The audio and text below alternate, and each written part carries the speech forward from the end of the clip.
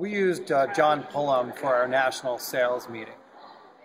And we had a very specific goal of what we wanted to try to accomplish, which is to help our sales organization to be curious about their customers, see through the customer's eyes, and we wanted to metaphorically depict for them what we want them to do every day in front of their customer. So John was great to work with. He understood from the get-go what we were trying to accomplish and made sure that a couple of things, that the experiences he chose matched up to what we were trying to accomplish. He did a very good job tying that into what we were trying to teach our sales force to do. And it led to a very, very effective, innovative, and fun way to deliver a message to our sales organization. So I'd like to switch gears for a moment. I've asked a special guest to come and help me illustrate the concept of seeing through the eyes of the customer. Please join me in welcoming the host of the Discovery TV show, More Than Human, Mr. John Pullum. John? I'm going to do a quick intro. Okay, perfect. Thank you. So many think I invited John here because he looks like me, but that's not really the reason why we have him. And I called him Mini-Me. Yeah, right. John has a little bit different business than what we do. And I asked him here to join us to talk about his business and how he interacts with his customers to change their perception. So I'm going to turn it over to John, and I'll come back up in a few moments. Thank you very much, George. Welcome. How's everybody doing? Great. Perfect. I should know that, because what I do for a living is, some call it a mind reader, some call it a mentalist, some call it psychic. I don't claim to have any psychic or supernatural powers. I think we all have a heightened sense of intuition, if you will, for lack of a better word. You're driving along in your car, you're singing a song to yourself, you turn on the radio, and it's on. Or you're thinking about somebody you haven't talked to in years and years and years, the phone rings, you pick it up, and it's a telemarketer. Don't get ahead of me. Don't get ahead of me. But what I do is kind of tap into people's thoughts. The Discovery Channel hired me to do some mind, not control, but mind guidance experiments on their series More Than Human and Unsolved History.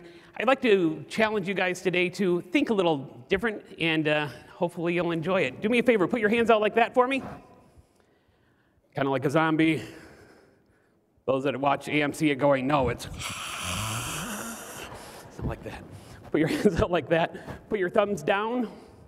Now cross your arms for me, just like so, and interlock your fingers if you can. Now, you have to listen to the instructions. Wiggle your pinky finger, wiggle your thumb, your ring finger. That one, sir. You get single guy. There we go. Wiggle your thumb again, squeeze tight, and go like this.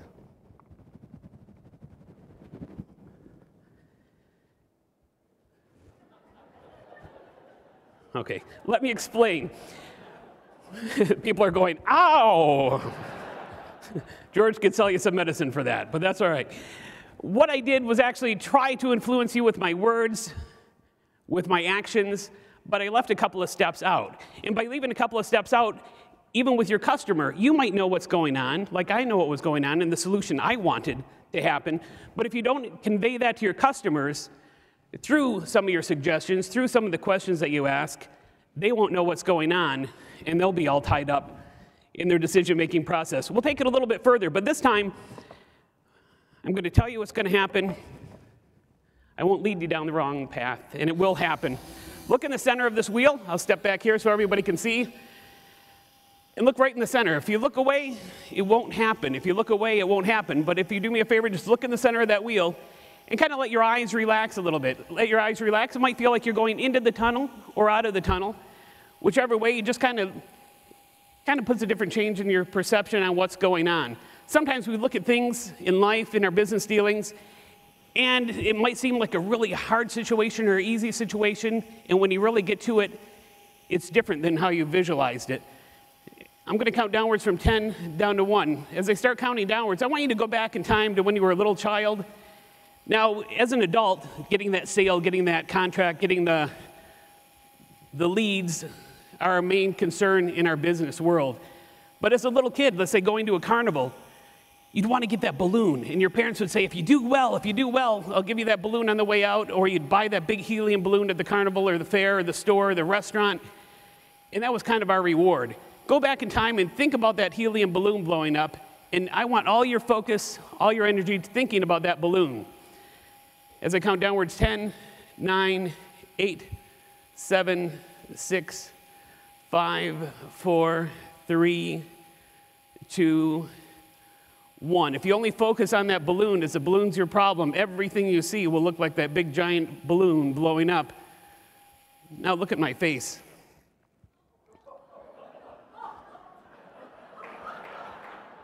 By the sounds of it, it worked for quite a few of you. Very good. Very, very good. Now, yeah, people are going, whoa. I told her decaf this morning. First the TV in the mirror, now this, what's going on? But once again, that's changing your perception on what's really going on. I have a big bald head, but it doesn't blow up like a balloon. But when you focus on something, it's like when you want a new car and you find this new car, then you see it everywhere. If you're seeing only problems, you're only going to get problems. If you're seeing solutions to these problems, that it's not as crazy and unfocused as you think it is. If you focus on solutions, you'll get those as well. Now, George talked about seeing through the customer's eyes and how to read your customers kind of like a book. And I'm going to attempt that right now. Now, I say attempt because what I do sometimes isn't 100%, but we'll give it a shot. Now, the great thing about the human mind also is a funny thing. I've been talking to you. You've been looking at me last 5 minutes or so. But as soon as I go to get off stage to go to ask for somebody, they go, whoa, look at these pens. Look at that. Wonder what pound paper this is. What's the weight of this paper? Now, even if you're not looking at me, I can still see you. It's amazing. It's amazing. It's like when you walk home, when you get home, and the dog's like, okay, and you're like, come here, Yuki, and they're like, I'm not going to look at him. You know, something happened. Need a volunteer now. Hi, how are you? What's your name? Bob. Correct. He's like, wow, he's good. It's your lucky day, Bob, because we're going to use her. Brenda, correct? Yes, saw the name. She's like, oh, name tag. Oh, for a second she was fooled. Brenda, go through that book. How many words are in that book, Brenda? Or how many pages, I should say. How many pages? 280, Brenda. Now, roughly stopping through on any page, just a rough guess. How many words are in each page? 125. So 280 times 125. There's a lot of words in the book that Brenda's. I'm not that great at math. I actually heard on the news today that 5/4 of Americans are bad at fractions. Found that very disturbing. And even more disturbing that 20% of you didn't get that joke. There we go. George is going, what's this world coming to? Brenda, go through the book. I want you to stop on any page for me. Stop at any page, and I want you to think of a word, but try to challenge me. I've had a long trip today and what have you. Try to challenge me. The bigger the word, the better. Think of a word, let's say, with more 8, 10, 12 letters. You got a word that you can easily visualize almost? Got it? Lock that word in your mind. We're going to have a couple other people think of a word. Tell me where to stop. Yeah. Concentrate on the first word of that page. Can you concentrate on that one? Get another one over here real quick. Tell me where to stop. Over there. Got it? And we'll go back here. All right. Oh, glasses. There we go. Tell me where to stop. You got it? All right. Concentrate on your words for me. Do me a favor, Brenda. Just you concentrate on the first letter of your word, Brenda. First letter of your word. Concentrate on it for me. Just the first letter for me. You're thinking of it lowercase. Think of it uppercase for me. It's easier.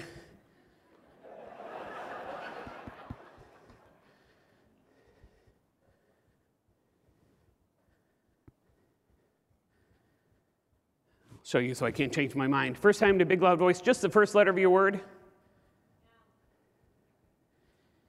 M.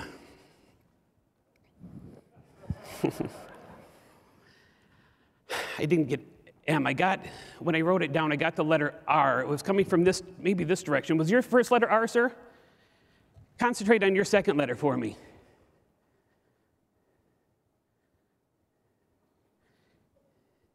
Is that an E? Concentrate on your third letter for me. M? Concentrate on your letter for me there, sir, the first letter.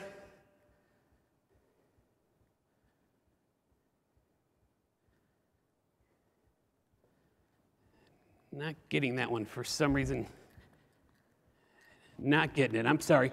Concentrate on your second letter for me. Is that an O? Your first letter.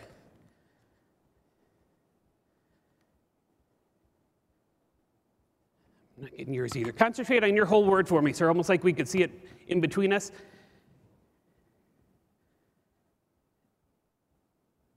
Remarkable? Is that the word you were thinking of in your mind? Remarkable?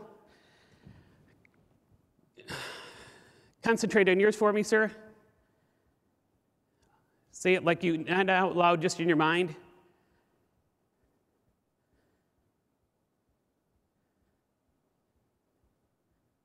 Is that somewhat? Somewhat. Over here, concentrate on yours again, Brenda, like you can see it between us. Try to concentrate on yours too. George, if you could come up here, that would be wonderful. If you can hold this for me. I'll show you so I can't change my mind. George, right here. I'm still trying to get yours. For the first time in a big, loud voice, Brenda, what was a word that you just thought of merely in your mind? Mountainside. George? Mountainside. Give everybody a big round of applause for helping out. We'll take that book back from Brenda, too, there.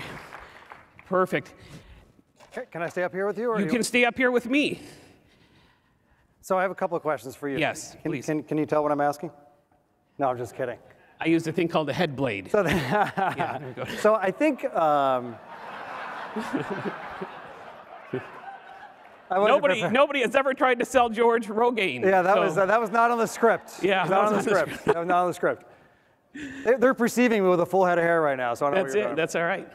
So I think it's interesting, John. I know we're gonna do another one of these in a second. But tell us a little bit about the process. So obviously there's I'm gonna call it an entertainment value here for everybody. I think it's very, very interesting. But tell us a little bit about the kind of the process. And I know you're not gonna tell us exactly how you execute upon that, but what do you do? How did you choose Brenda? How did you choose Derek? Now you have to Dave? be, without giving anything too much away, as you mentioned, I was listening to you backstage, you have to be curious about your customer. Now, you are my customer, but everybody here is my customer because they are your company as well. I had 2 minutes or so to look at the audience to try to find out who would be a good fit and not be too far back because of the length of time. A couple of them, I got 100%. Took me a little while with the guy back there, maybe because he was further away, and the guy there. Now, I don't know if you notice anything about the front row here. Basically, everybody is sitting, with their hands down by their sides or whatever. But the guy that I couldn't get for some reason, right after I had him think of the word, he kind of was blocking everything off. And maybe a different time, different situation, I would have got the word. What is the word, actually? What was the word that you were thinking of? Chimney. Chimney. So I wouldn't know what he was thinking unless I asked him. So you have to get that curiosity going. You have to get to know the customer. You have to get comfortable with the customer. I only had 10 or 20 seconds with each person to get comfortable with them. But then you have to ask questions. If I didn't get the correct one, I asked him. I failed. I didn't even get close. I didn't even get the first letter. But as somebody once told me, you have to ask to GET. You have to ask to get. And if you don't ask questions, if you're not curious about the people and get to know them, you won't get that sale. You won't get that second call. You won't get anything out of them unless you ask. And as you get more comfortable with the people, you can take a little bit more risk and challenge them a little bit to think a little bit different, as you were talking about before. And I'm met with skepticism every day. You know, when you're like you said, I don't want to introduce you as a mind reader because that's going to make them think some strange things. Everybody, doesn't matter how happy you think they are to see you, when they go, hey, the salesman's here, the sales lady's here from whatever company you're with, throughout your whole career as salespeople, they go, oh, people like to buy, but they don't like to be sold to. And you're getting a lot of these pharmacies that have been in that same rut. It's like patting your head and, you know, rubbing your belly, and then you try to switch it. They get stuck in that same rut over and over and over again. So you have to challenge them, and hopefully they'll thank you in the long run. Yeah. So I think what was fascinating is, and I'll tell you, and we talked a little bit about this last night, is sometimes it works, sometimes it doesn't work. And for us, sometimes it works and sometimes it doesn't work. That's life. So there was almost like that pause there. It's like, come on, John, get it right. Is he going to do it? And he didn't. I've got an audience here for 300 people. But, you know, but what I thought was fascinating is, again, you went back, you asked the questions, and you didn't, you know, you took risk, we take risk every day. Sometimes it works, sometimes it doesn't work. But we have to keep going at it, asking questions and trying to get underneath it as we get closer and closer to a solution. Does that make sense? 100%. Yeah. And I was thinking backstage as well, if we didn't take that risk asking these certain questions that we've asked our whole lives, none of us that are married would be married. Yeah, true statement. None of us that had the job, you know, a lot of the jobs I get, why did you hire me? I love asking that. Why did you pick me over everybody else? And a lot of people said, you asked for the job. A lot of people don't ask for the sale. Mm-hmm. Or, oh, you know, if I ask, I'm not going to, how many times you're going to propose, and then it's like, no, it's not right. You have to ask and be curious about your customer, but take that risk. If you don't take the risk and you don't ask the questions, nothing's ever been accomplished without a little risk and a little anxiety, but more so curiosity. That's great. So I think we have time for another illustration of your abilities. Perfect. And I think this is, we kind of talked about this one because it really kind of relates to, you know, seeing through the eyes of your customer. So I'm going to step back down and then. Perfect. Thank you, George. Okay, thank you. For my last demonstration, the Discovery Channel, the first show I ever did with them, they had heard about my studies of reading people's muscle tensions and reactions, and they asked me if I could drive a car blindfolded for a show they were having. So I said, sure, no problem. I can do it. I've done it. I hadn't done it. But just like anything else, when your customer says, hey, can you get that for me? You go, I sure can, no problem. And you go out to the car, help. So practicing the blindfold, you know, hindsight's 20/20, as we all know. Never put on a blindfold, never put a hood over your head and drive to the bank. Bad move. But I'm free. No, but I practiced around the neighborhood holding my wife's wrist while driving. And I had done this on stage before, which you're about to see, but just a different muscle tension, muscle relaxations and what with people. It's almost like a lie detector, but without the electronics. I need the help of, once again, somebody from the audience, and we'll get somebody. Don't go to Rich again, yeah. And I'll take that back from you too. Thank you very much. All righty. Let me see. Once again, she's looking away. There we go. He's closing his eyes. Sorry to wake you, sir. Sorry to wake you. How about you? What's your name, ma'am? Kathy. Come on up, Kathy, if you wouldn't mind. Give Kathy a big round of applause for helping out. Right up here, Kathy. Not that there wasn't another 100 nice people that I've passed, Kathy, but you had a wonderful smile. And I need somebody very kind for this one, and you'll understand why in just a second. Right up here, Kathy.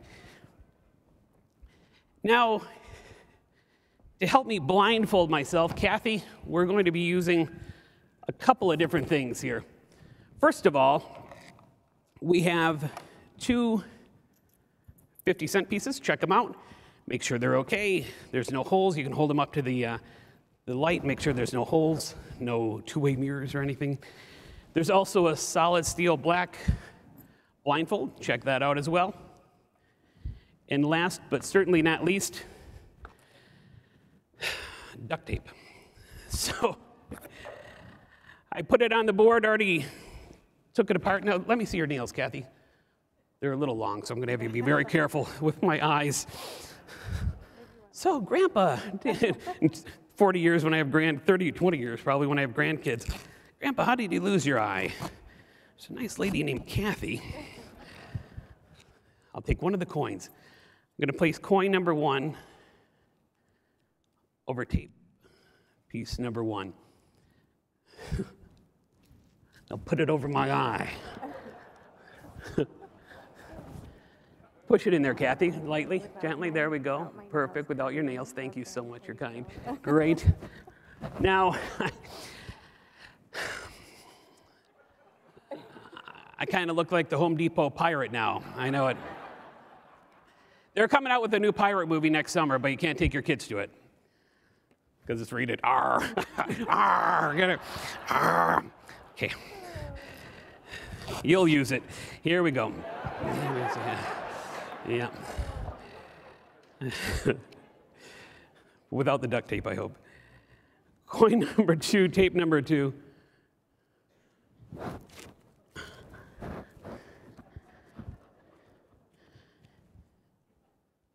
Thank you. Thank you very much. Now, if you could stand over on my left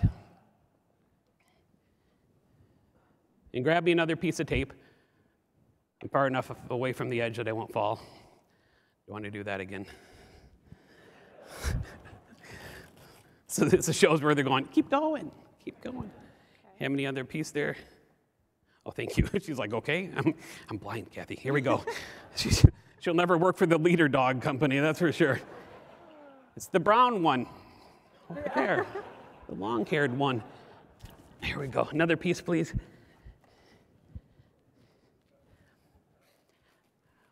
My kids are so proud of me. What does your dad do? Oh, he's a doctor, he's a lawyer, he's a salesman. Mine likes duct tape. How do you explain this to TSA? Here we go. Another piece, please. I could explain the blindfold, but the duct tape and that couldn't. There we go. Put that one up there. It makes it look like I still have bangs. I can dream, just like George. One last piece.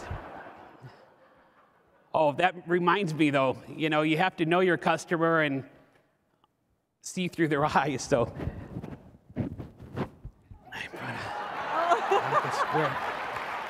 It's square. Another piece there. Now, a lot of people think, they say, John, they say that after the show, because that's my name. They say, John, I think somehow you could see through your nose. So for those people, you don't need to shove it in there as sinus problems, yeah? Now, make sure it's all sealed up there. Great. Perfect. And you can hand me the steel blindfold. Now, this is face down, right? This is, all right. I don't want to look foolish. There we go. Great.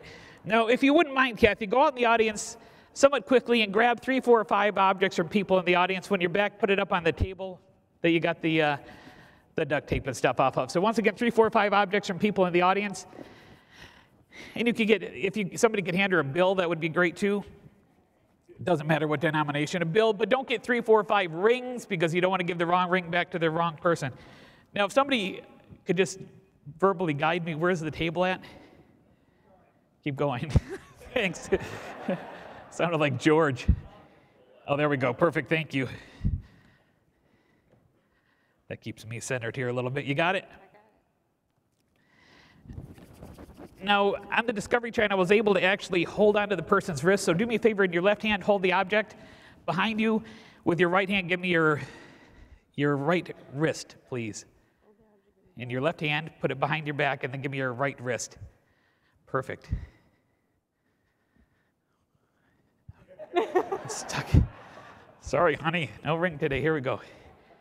Concentrate on the object. Now, I'm getting this is something the person's had before. I'm getting this is, but maybe not this one. I'm getting, they have the same thing over and over again, but different things. I'm getting fiber. I'm getting the color green comes to mind. The color green. I'm getting.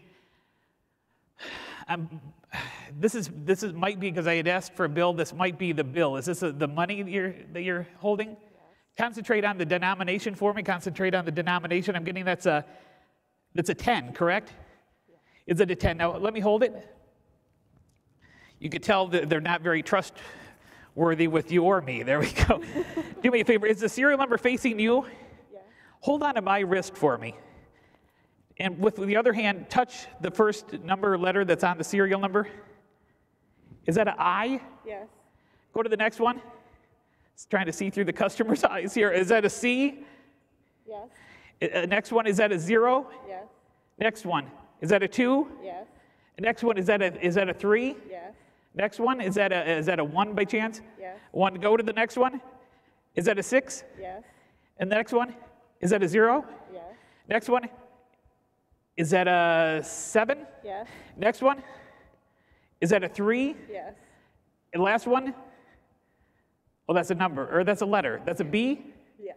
Perfect. Grab another object. You can take that one. Thank you very much. Grab another object for me. Same thing, have it in your left hand. Give me your right wrist. There we go. Perfect. Concentrate on this object. Now I'm getting the person that gave her this. This is not the first one that they've had of this either. This is not the first object they've had like this. They've actually had numerous ones. The first one they had was very, very heavy and very large. It wasn't something they could put in their pocket. I don't know if this makes sense to them. They got this one because there was a problem with the other one. I'm getting this is like an electronic thing. I'm getting more dark color, black color. I'm getting there was a problem with the electronics or the battery life or something, but they were convinced by the salesperson because they asked them questions about their old purchase to upgrade and try something different, think out of the box, kind of reframe their purchase habits. And they got this one, but this one probably has worse battery life than the last one. But they signed a 2-year contract with this one because they were asked to. I'm getting this is a phone. Is that correct? A phone? Yes. A phone. Great. Now, Kathy, I'm going to take this off here just to show that once again there is no holes at all. The tape is still in place. The coins are still over my eyes. And 1, 2, 3 nose hairs are gone. My daughter told me the other day, she goes, "Daddy, I hate to tell you, but you have nose hairs coming out of your ears." The old guys don't laugh at that one. Yeah. There we go. Ow, feel my pain. And thank you, Kathy, for letting me see through your eyes. I appreciate it. Big round of applause for Kathy. You can take those. Thank you. Thank you very much. Now, George, it was a painful demonstration, but hopefully that let you Yeah, can I have my pocket square back? Yeah, your pocket square. I'll trade you. I'll trade you. Great round of applause for John. John, Thank you very much. Thank you, George. Thank you very much. Thank you.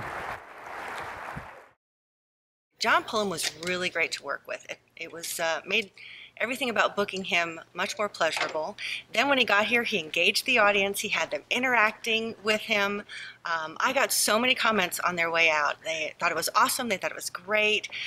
What are we going to do next year to top it? I have no idea. Maybe we'll just have to bring John back. This is Alan Reed with Reed's Dairy. I'm responsible for finding speakers for the Idaho Milk Processors Association annual meeting. And we had John Pullum today. He was just amazing. He had the audience all together, had a great time with them, and delivered, besides his entertainment, a great motivational message that will really help the members of our group go forward and do better at their jobs. He provided wonderful entertainment. Everybody was involved in his presentation. And for me, it just made things really great because everybody really appreciated John being able to be here with us. They thanked me for having him come and bringing him to our meeting. And so if you want somebody that really brings a great message and wonderful entertainment and just really will add to your meeting, we just appreciate John Pullum being here. He is the one that will really make a difference for you. Hi, my name is Kathy Frazier. John Pullum just finished up his entertainment with our group. We are a van line which across the United States. Our CEO had to deliver some kind of down news. Well, John turned it around and he made the message very uplifting. Not only that, he kept our group thoroughly entertained and amazed. So we really appreciate everything he did for our group.